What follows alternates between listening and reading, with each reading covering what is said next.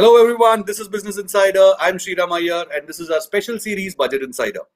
One of our youngest teammates here at Business Insider was researching on our very special guest today. And his initial reaction was, Samir Arora from Helios Capital.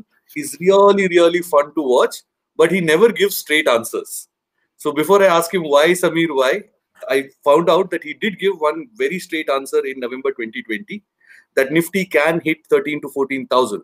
And that he was bang on. So Samir, before I go to why no straight answers, what gave you that confidence and where will Nifty and Sensex go from here? So no, I have to first tell you why I don't give straight answers, because that is what markets are. That we can broadly say in the long run being not some 20 years, but say 1, 2, 3, 4 years, that markets will be up 10, 15% or 15, 20% per annum. But you really can't say the way people ask, which is about next month and next few months. But sometimes because you are predicting so often, once in a while these predictions come true also. So the answer is never clear. But in general, today the environment is good for Indian markets because the budget has given a boost, number one, to a little bit on animal spirits. And by focusing more on growth and not bothering so much about fiscal deficit, which over time may come and haunt us or not, but in the 1 year time period where you won't know whether whatever the other things are happening or finally are we going to be able to divest so much, will the tax collections be so much. But in the meantime, because of a mixture of both global and local factors, the market should be good, whatever be the definition of good for each person. So it should be good over a. Did you give a time period?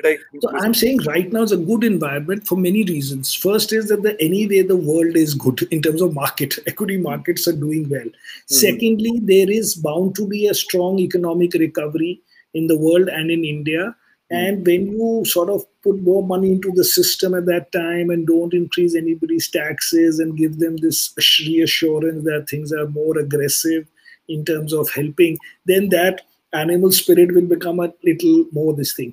And global and Indian investors have not been investing for the last, at least in the mutual funds, for the last 5-6 months. And therefore, we can't say that, everybody who had to buy is already buying. And the fourth thing was that more recently, as in, say, 2 weeks ago, the market was at one point down 4-5%.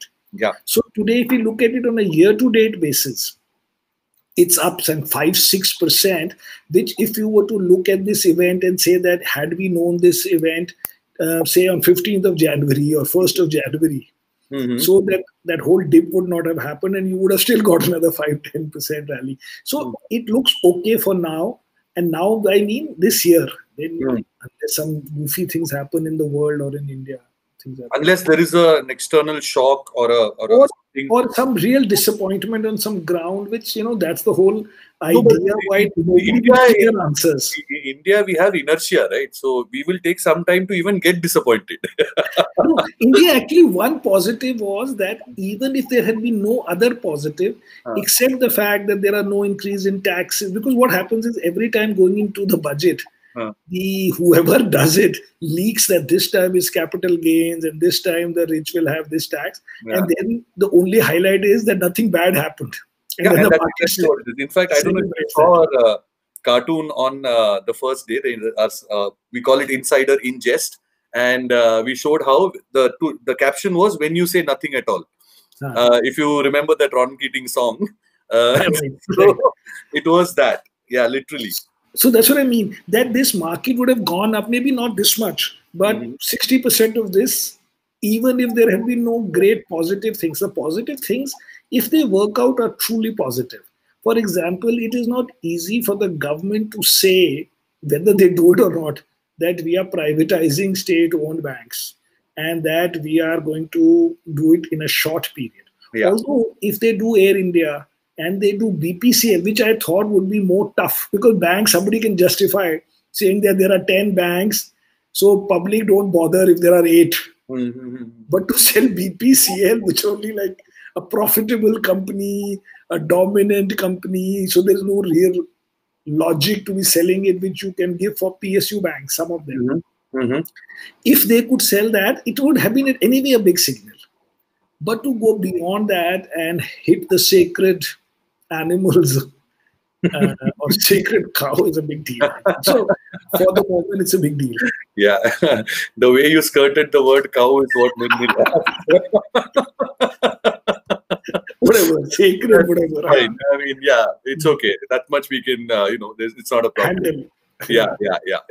No, but you also said in December, Samir, that it is not believable that every company who comes and says that I am better, I have recovered, or I will recover in the next couple of quarters, and that's not possible. So where does that fit into? So what happened? So before the budget, when I was writing for one newspaper, and I was saying that, see, normally in a budget, when corporates ask for help, they have to give a sob story first. They can't say we are doing well, but by the way, please reduce our taxes or GST or something. So this time because I'm a long short fund manager and I short also, and I know that these guys are doing well or they are not doing well, but they are overly exaggerating that if they're not doing well, they'll end up doing well in the next 6 months. So therefore, that is not possible because there are some sectors that have been massively hit. But they are all coming on TV because they have to make a trade-off between what they tell the government and what they tell the market. Right? Because to the government, they have to say we'll be forced to fire people, and it's difficult to pay our loans. But in the market, you come and say everything is fine. So it was on that. But actually, I think that because of COVID, there are going to be many disruptions. And that call the market is today not making, which is, let us say, home delivery, this food delivery. So the food delivery company guy will say that people have permanently accepted food delivery. They are willing to pay delivery costs. They even pay tip. They pay packaging, whatever they call it, restaurant package fee, whatever. On the other hand, says the guy, say McDonald India or Burger India or somebody will say, no, people are very desperate to come back, and 2 months after lockdown is lifted, they'll all come back. And both the stocks are, in theory, doing well. Similarly, the movie industry, I will say that people have no other choice. So they will come to movies as soon as we start. And the OTT guy will say that these guys have signed up and they are paying me some 200 rupees per month or whatever, and 5 of them are, you have signed up for 5 OTTs. So this is the new growth. These are the areas where I'm saying. In other areas, it's a recovery, it will recover. Like auto also, I feel that there is a cyclical versus a disruption. That's my next question. It's lined up. Tata Motors at 1 lakh crore market cap today. And, it is fantastic to say the least, because just less than a year ago, we saw it at 65 rupees. Today, it is at 340 rupees. And a bulk of this rise has come since December, when Jaguar Land Rover reported that it's turned profitable. Yes, JLR contributes 80% of its revenues. All the narrative is fine. I mean, you can't have, this is mood swing. It seems like one. Do you agree or do you disagree? I have no comment on individual stocks. Yeah, that's okay. I'll say it in a different way.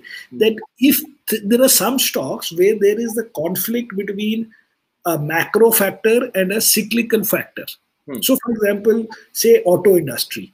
All you have to do is type and see that how much has Volkswagen Group committed to electric vehicles, $25 billion. General Motors says that 100% of their vehicles will become electric by 2035. Okay. In that environment, our guy saying that we want to reduce debt, plus I want to introduce electric vehicle, plus I'll be profitable. Okay, please do. What I'm saying is there are many sectors where there is no such confusion. In auto industry, if there's a book which I recommend to everybody called The Future is Faster Than You Think.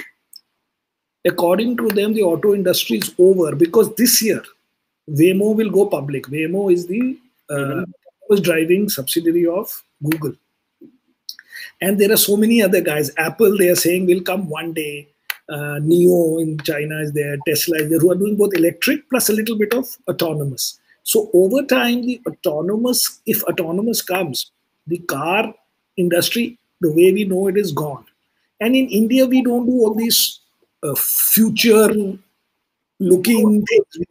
I recently met someone, and there is a lot of research R&D work that's happening on autonomous vehicles and electric vehicles in India, and some German companies are doing it here. Like in Hyderabad, there is a ZF center, and so no, so that they might be doing because they are doing software or whatever work for the foreign this thing. Yeah, not just software work. I'm saying that the AI part of it and the feeding into the algorithm, they are doing that. And the point is that these are obviously stories that don't come on, mainstream media. And here in Business Insider, we talk about it because a lot of youngsters, because these are also job opportunities, right? Correct. So we really try to talk about these things. But obviously today, the stock market is, the hottest thing that's happening. My point was only that there are so many other sectors where there is no confusion of whether this sector is going to be massively disrupted, whether there'll be new winners because some new thing will happen. So within the Indian landscape, what are these sectors? Maybe 3 or 4. Where there is disruption? There is no confusion. What there is no confusion is financials. Okay. Because financials are able to change according to the market. First of all, the history of some of these companies is very good. So you're not really taking some big punt when you buy. And they have delivered as well as anybody else. And they change. Change in the sense that in November, when the trade became that, lockdown, the unlock trade. Suddenly I discovered that my banks became the unlock trade. Initially, I was saying competing with government trade, let's say, competing with PSUs or something. Then suddenly when the consumer sector does well, suddenly you'll say, yeah, but these guys have X% in consumer. So they are a great play and there is great choice. The other sectors where there is no confusion is IT services. Because they are not themselves betting on any technology. Whatever you tell them to do, they will learn over time, and those investments are becoming bigger and bigger.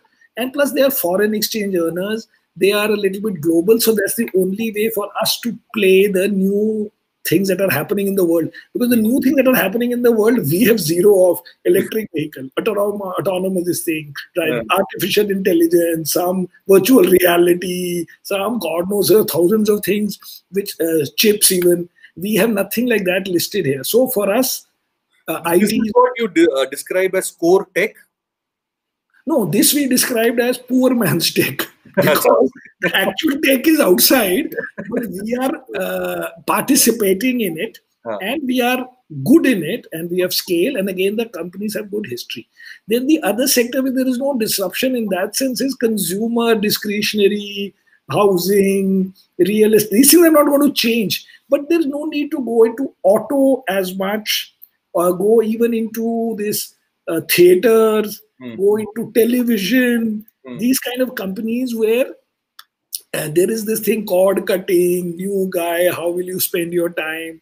Or will you have a car, or will you have an electric car, and will you have a car, or will you use Uber, or will you have autonomous? All these things which may not be relevant on day one to India, but the stock market connects things very fast. So for example, if there are ESG concerns in US about coal, the Indian coal stock doesn't go up, whether anybody in India cares about ESG or not, because the investor connects the two companies. Same thing with, any of these, or even oil and gas, because they don't like it there.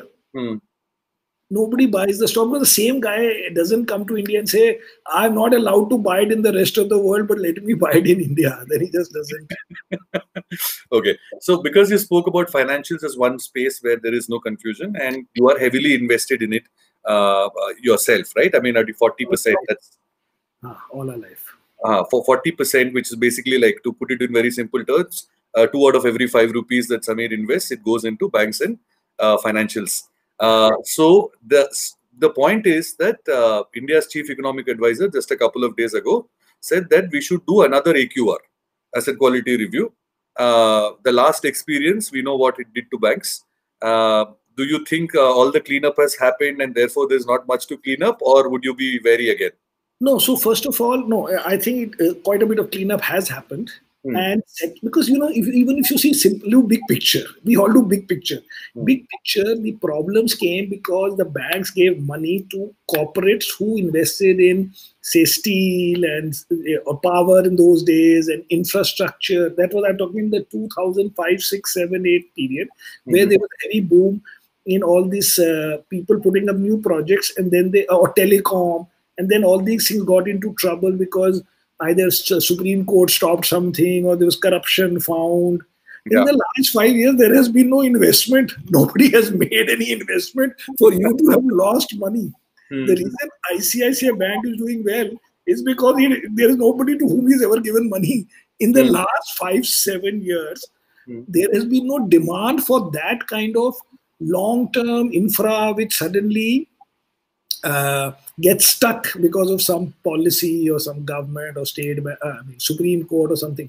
So I would think that way there are no such. There might be some frauds here and there, which some more might be discovered because somebody was, ever doing it. But I don't think it's a very serious problem. Plus, we are anyway buying these 4 or 5 private sector banks and 1 state bank.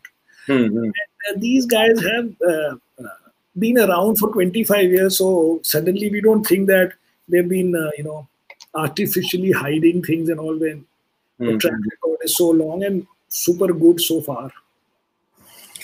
So you're saying that the budget's infrastructure push will bring back the credit growth, and then for the first time you would be buying because they are growing and not they are cleaner, not because they're cleaner. No.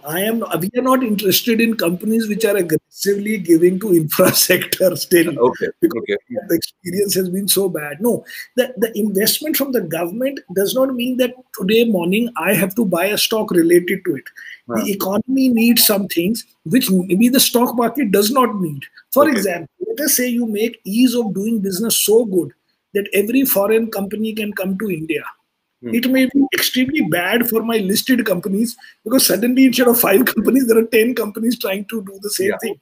And an existing listed company might be better off if you make it more complicated for new guys to come in. So therefore, I'm not linking. What did they call it in the 90s? Bombay Lobby. Bombay Lobby. Correct. No, I'm saying now there's no Bombay Lobby, but implicitly, for example, when you increase protection or customs duty, it is bad for the economy, but it is good for that fellow. So everything is not one-to-one. But infrastructure, the fact that India needs infrastructure, that it needs say education or healthcare investment is good. And it should be capex. So this time what was good was that the government is saying that I will not give as much in subsidies, but I will use that money. I'm not reducing the total spend, but I will spend it on infra capex. Now, some companies will benefit like these L&Ts and ABBs and all that, which is okay. But I am not interested in buying some construction company, some road company, some pipe laying company, because I have had enough of those kind of out of fashion businesses. I want to buy what US has. Unfortunately, we don't have those things in India, but therefore I don't want to regress and buy some really 18th century business. It might do well for some time, good for them. No, that's true. I mean, we do miss, the kind of new age, new technology companies, disruptors, like people like to call it. And there is a lot of stuff happening in the startup space. And this year is likely to be, and we are expecting this to be a big year for startup IPOs. Whether it is Zomato, whether it is, all the entire list is. All of them will be of deep interest to everybody. Provided by that time the market has not crashed, in the sense that the valuations in the West are still there for companies which are not making profits. But otherwise, these companies are good. Good in the sense they're new. We are excited with new things because how long can you analyze, chemical companies and oil and gas companies? So it'll be very interesting when they come. Yes. Yeah. GRMs and all those many others like that, which are absolutely agree. No, I guess that was going to be my next question, saying that let's talk about the IPOs this year, because we've had a great 2020 so far as IPOs are concerned. As young investors who are, let's say, just as bored by all the jargon and the talk on all the boring sectors like infrastructure, oil and gas, power, and all of that. Do you think all of them are exciting? Yes. But would you think that 2021 will be as, exciting for IPO? The problem with the IPO market is that if the IPO is good, nobody gets it. So you get some very piddly, first day, and then you have to buy it from the market, which first day, if the stock is up 100%, you are most unlikely to make money for a long time.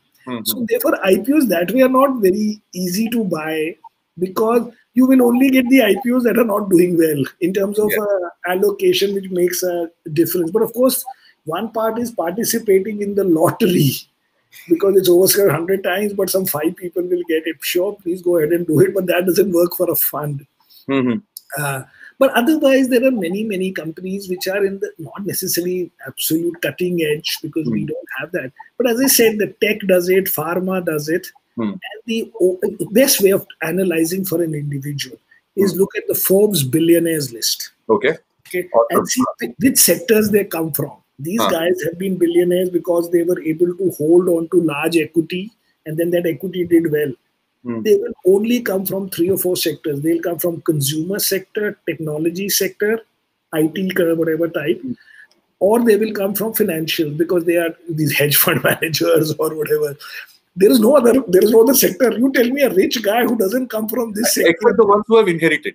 But those inherited also is really old, some cement company. The new billionaires, right? New billionaires, old wale bhi wahi hai. Bade wale. So therefore, we say the sectors are financials, consumer, tech, pharma. And then once in a while, some other things will be cyclically good, cyclically bad. Okay, you can buy 1 out of your 30 stocks, that also, or 2 stocks. But mota mati, those 3 sectors are the ones where, not just because we are at a certain stage in the cycle or that India is behind the world. That is where the long term. You're saying that these are ideas that hold true no matter which year, which style.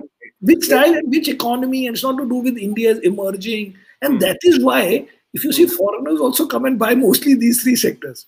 Once in a while, they'll step out and somebody will buy a cyclical aluminium company or a steel company. Oh, why should anybody do? Let it trade at the valuation. That is one sector that you don't like, you've never invested in, right? I will not invest. Aluminium. No, please, aluminium and all is not for me, or steel or copper or all these things. But Mr. Kumar Mangalam Birla is out there writing on LinkedIn and he gave us an interview. The growth is spectacular. No, growth is very spectacular, and it is good. What I'm saying is that since we are equity investors, we have a choice of buying 30 stocks out of 300, let's say. Okay. Somebody is in one sector, what can he do? But they will also do well. I'm not saying particularly like that. Okay.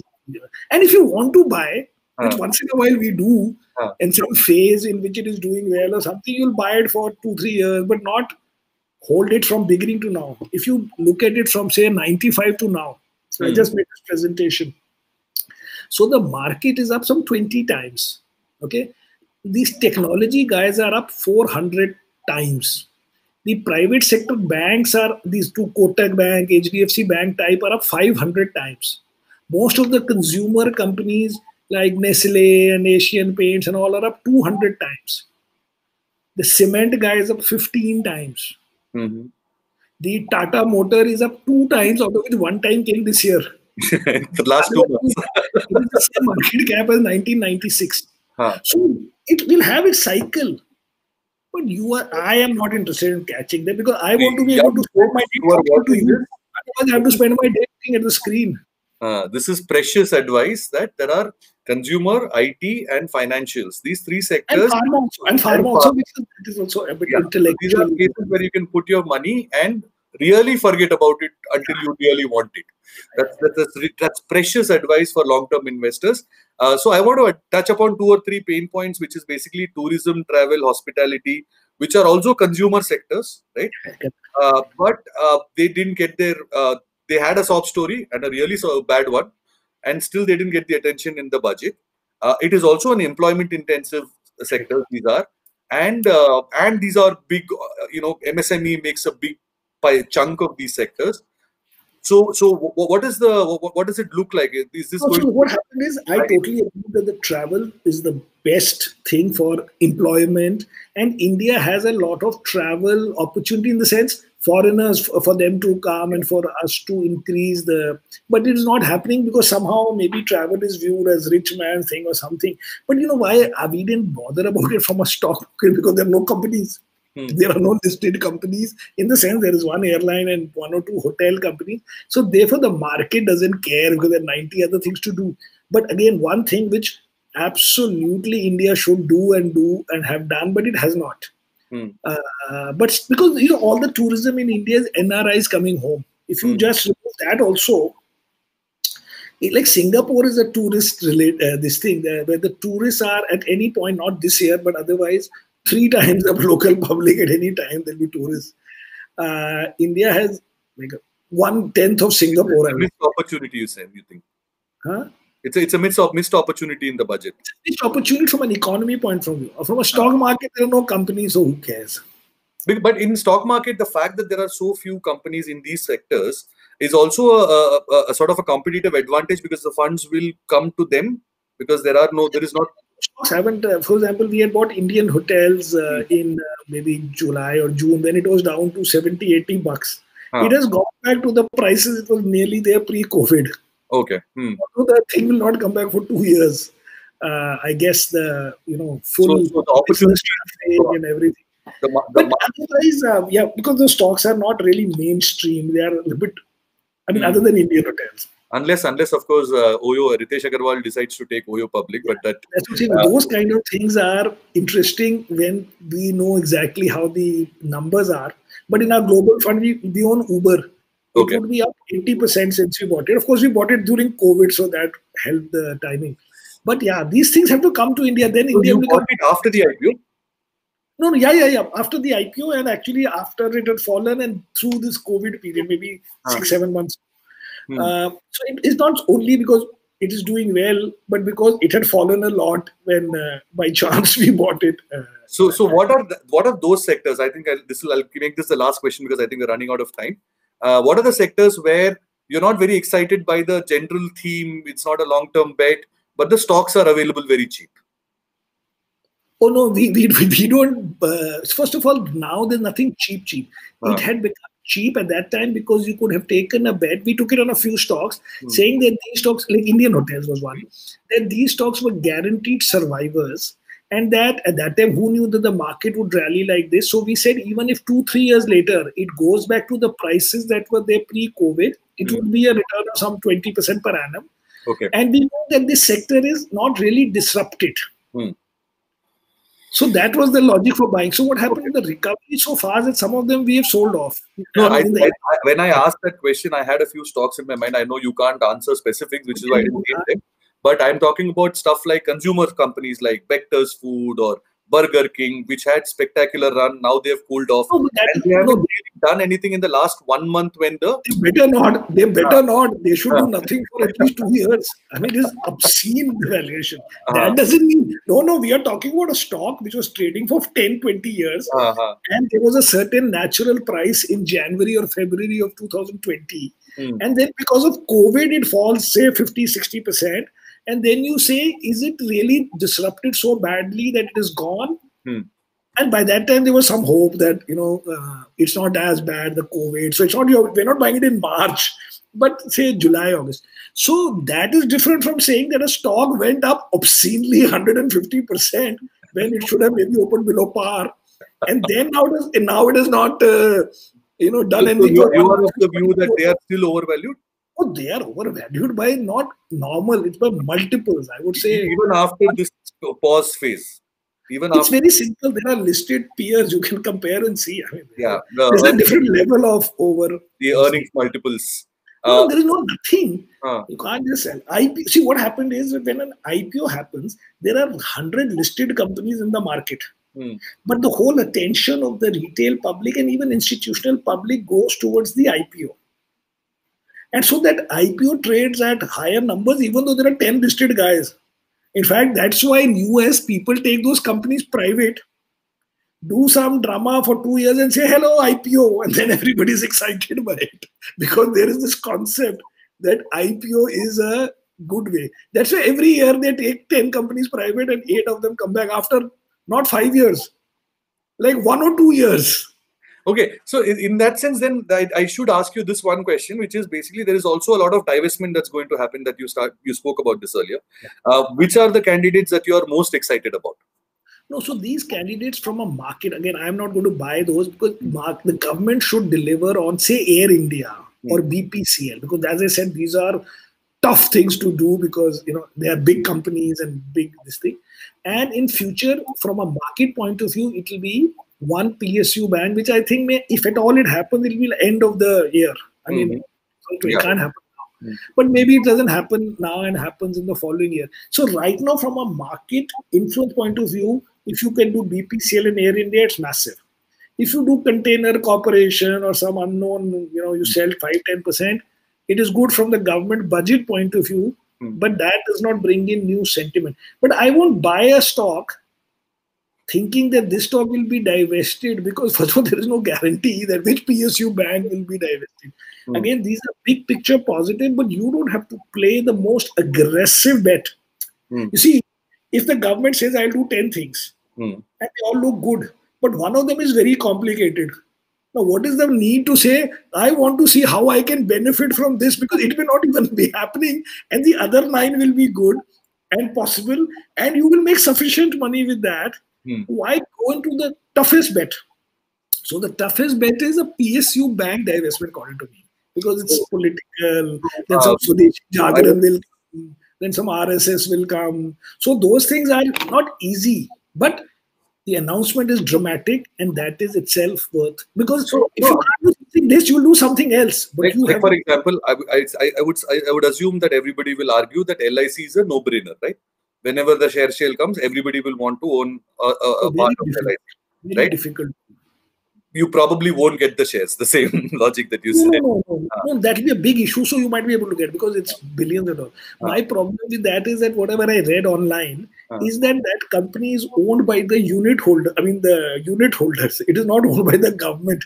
It is owned 95. Not own the dividends or whatever. 95% are paid to the unit holder. That's why you get that bonus. Bonus. 5% are held by the government. So are we valuing the 5% or the 100%? Will make a massive. Those are the days. It's Diwali for my father. Whenever that bonus comes. So now the question is, if you make it public, I mean, as a company, then how can your father cannot get anything? We have to get all of that. No, because what I'm saying is that how will the shareholders will get then? Because LIC will be such a big issue. It's going to take out all the money in the market, right? I mean, not all the money, but sort of. It's difficult. It will take 1 year to happen. Okay. Because it is a complicated animal. First, you have to change the structure of the company. You have to negotiate with the unit holders and say that, okay, we'll give you X% of equity instead of units. Then you can go public. Otherwise, this confusion will not let it happen. So it will happen in the end, because it is a profitable company and a long history, and the Indian public and everybody will like it. But to do it needs a lot of legwork. Yeah. Which, even if you're very aggressive, these things take, because for example, there's one IPO where it's been announced and we wanted to meet the management and said, we want shares. They said, no, it'll happen in 5-6 months. A normal private sector, small, maybe $500 million company, after it is known that it is happening, say, no, abhi to 6 mahine lagte hain in every.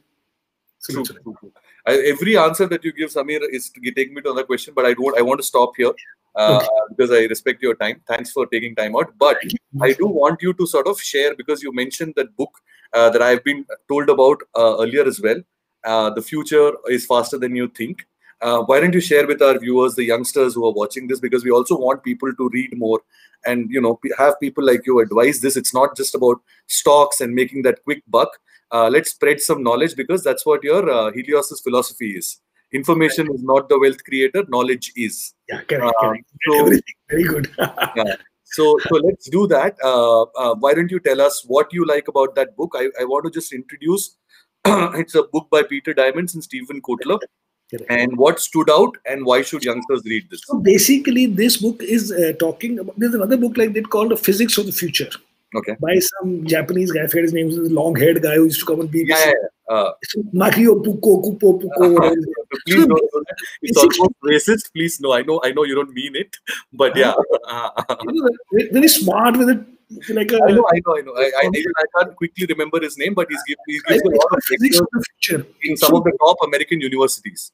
So these books are basically talking about different industries and what is currently happening. It's not some imagination that 10 years later some body will become AI or all that.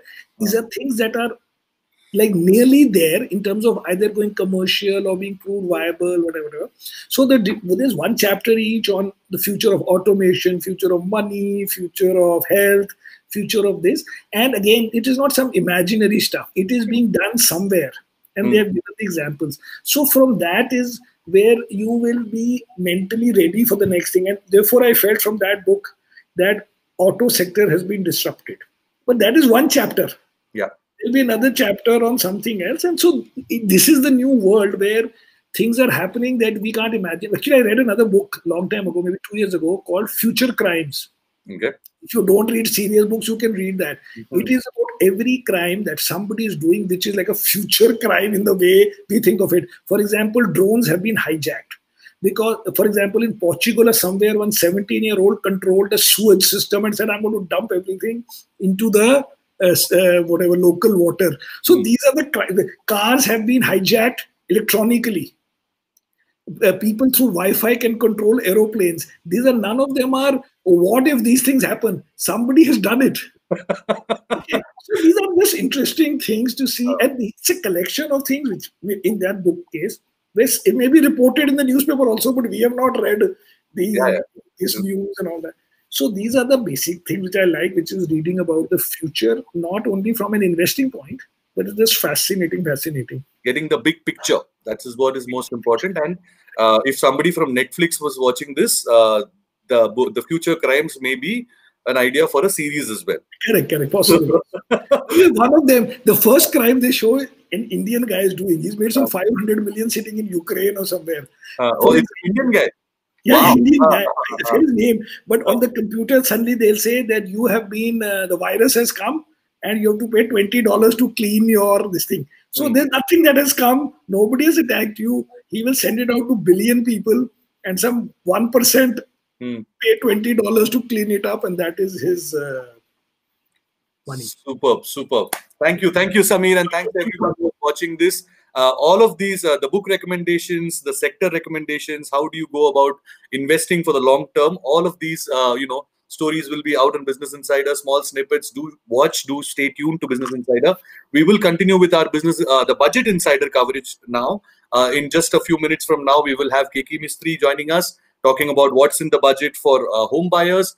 We also have a very senior economist and a former journalist, Sanjay Baru, coming to us again with another big picture about all the forces that are at play in all the budget proposals that have happened. And he's someone who's really excited about this, no matter what you think about his political inclination. If you've seen his tweets, Baru Garu is really excited about this budget. So all of those conversations coming up in the next 1 hour. So stay tuned to Business Insider. Okay, thank you, sir.